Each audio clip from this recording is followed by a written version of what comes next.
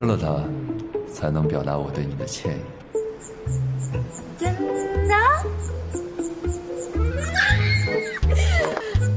没想到你这人前2天装傻充愣的，还是懂点人情世故的嘛啊！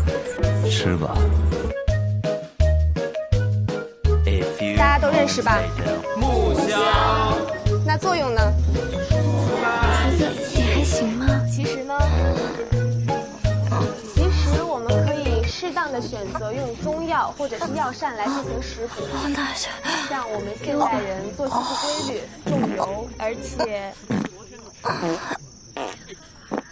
重油、重盐等饮食的现象。你要去洗手间吗？